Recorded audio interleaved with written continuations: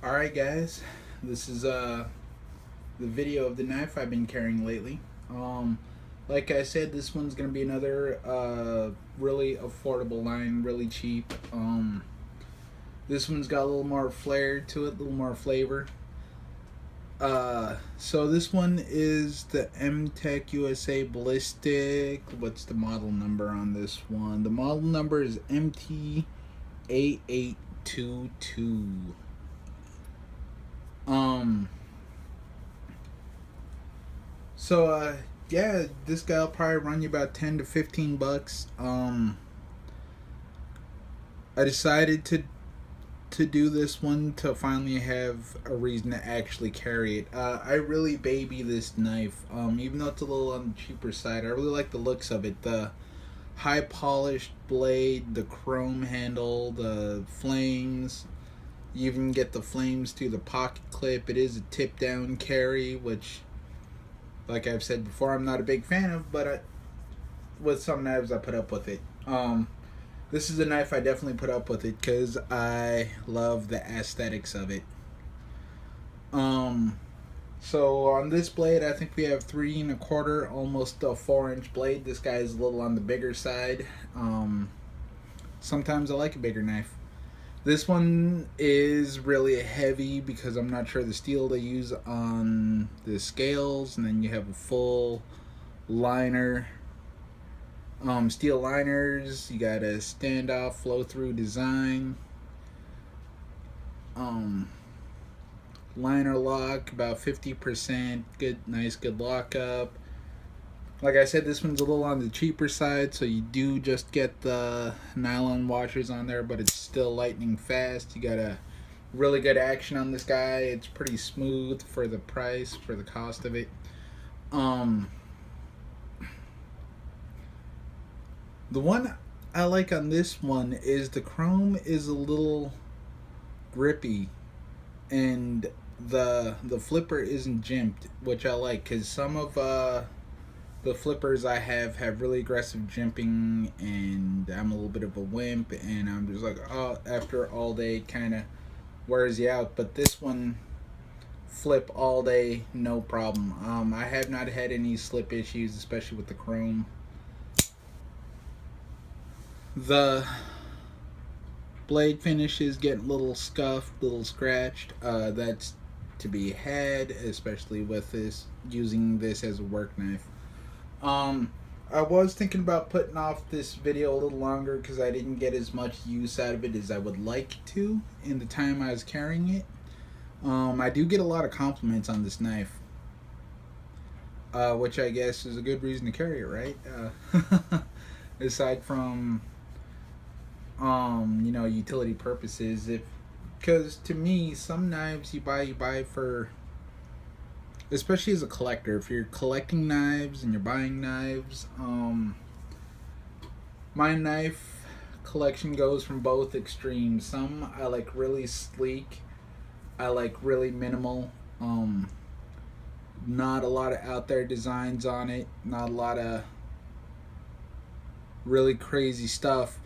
But on the other end, I have really artistic knives that are a little over the top. Um, and it just really depends. Some days I like a really flashy knife like this with a lot of designs, a lot of detail, a lot of stuff put into it. And some knives I just really like a really minimalistic look. Um, just because it's on the table, and this is in no way a comparison because in size and aesthetics, these are both on completely different fields. But I have the Gerber STL2. And I don't even know. But anyway, like I was saying, the minimalistic looks really sleek. It just says Gerber. There's no crazy etching in it. Um, this is a nice little good EDC too. The reason I have this on the table is I'm going to do a video on this eventually also. I got a lot of stuff on my desk for a lot of projects. Maybe I'll get through more than one tonight, but we'll see. But anyway, back to the video. it's I love the blade shape. This really steep drop point and this really light curve. I would say it would be a really, really nice slicer, but to my use, you can see there is, like I said, a little bit of wear on there. But in my use, the high polish, I don't know what it is, but it grips the shit out of everything. Like cutting through like packaging, going through cardboard, this thing is just grippy as fuck. I did go ahead and went through and cleaned this up, especially for the videos, and I did some Instagram photos. Well, a Instagram photo. So a little unveiling on some other media. Before I did the video, so I went ahead and cleaned it up. But especially tape, packing tape, just really fucking grips this guy. So it's not the most utilitarian knife, but it definitely gets the job done. It does cut through everything. It's just a little grippy on whatever media you're trying to get through. But the blade shape I really like.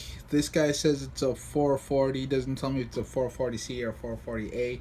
But again, edge retention has been really good. Like I said, I didn't use this as hard and as often as I would have liked, but the edge is holding up really nice for what little tasks I put it through. These little cutouts on the flame, again, really nice if I really want to get some torque on the top of the blade here, really get in something. So they're no jimping, but I don't have a problem hard using this guy, especially with this flipper edge here. Really keeps your hand on the thing. It's really ergonomic. It fills out my hand really well because, again, it's a really thick knife. I mean, this fucker's fat. But so if you want empty pockets, this may not be the knife for you, because this guy really fills shit out, especially with the length of the handle, which I'd say is probably maybe a little over 4 inches. And again, it's a little on the heavy side. Again, I fucking forgot my pick up a scale again because I'm an idiot. But even when it's closed, I mean, the detail work is really nice. Again, for like a $15 knife, I've been really fucking impressed with this guy. The blade centering is coming loose, but out of box it was perfectly centered. Also play with this guy a lot too. I happen to have a screwdriver, or not, a Torx driver here on the desk. But yeah, just half a turn, quarter turn, it's back to perfect. Still lightning fast.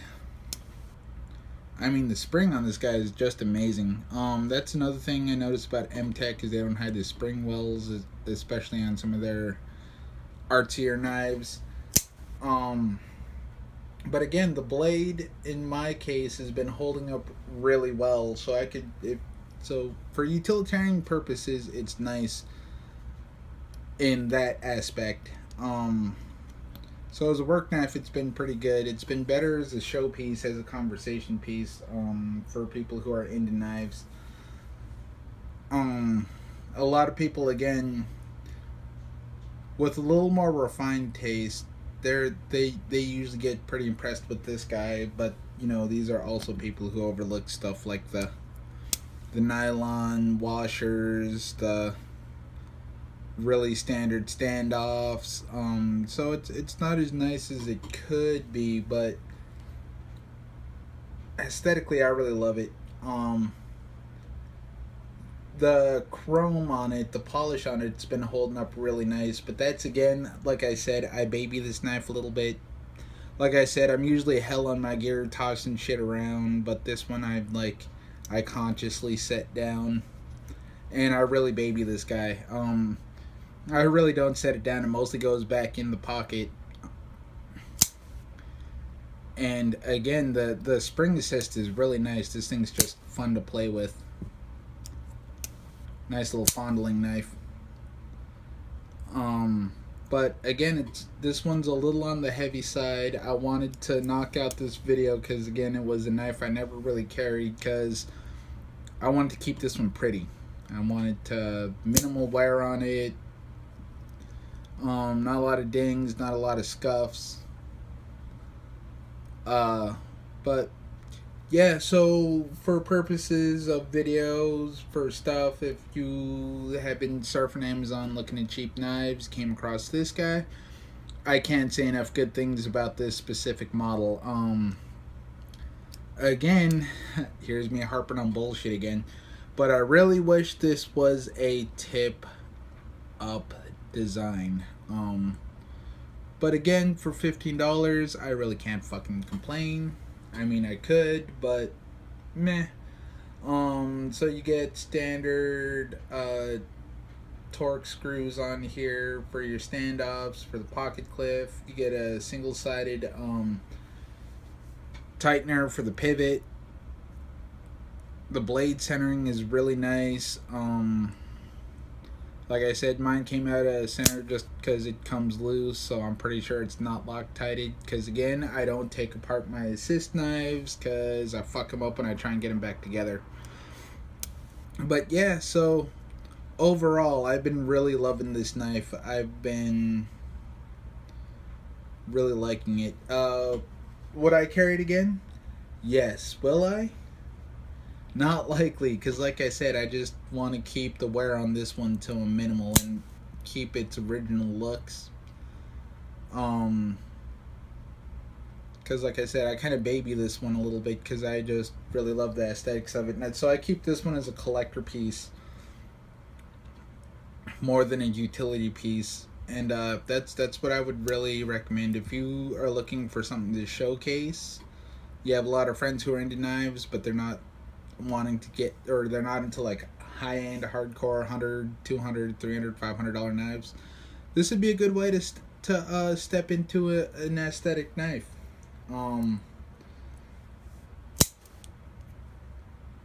All the designs in the cutaway flow through all the way to the blade, so like I said, this is just a really cool knife. Aesthetically, I just love it. The other thing is it's kind of a beast. Like I said, it's really heavy. So again, if you want a lightweight, sleek knife, this wouldn't be for you. This is I'd say for your entry level collector. So if you are looking for a showpiece but you don't want to spend $500, I'd say pick up like 5 of these guys, or at least 2. So that way you got one to carry and beat up, and you got one to keep in the collection just to play with and keep pristine. So that was my look at the M-Tech MTA822. Sounds like some out of fucking Star Wars. But anyway, yeah, so that's been my video, my overview on the M-Tech. I know a lot of people frown upon M-Tech. I've owned a lot of M-Techs. Some of them are shit, some of them are gold for the price. And this is one that's gold for the price. Stamp of approval. Alright, you guys, take it easy. Have a good evening. Have a safe weekend. And again, like I usually say, step out of your comfort zone. Do something new. Have some experiences. Alright, guys, have a good one.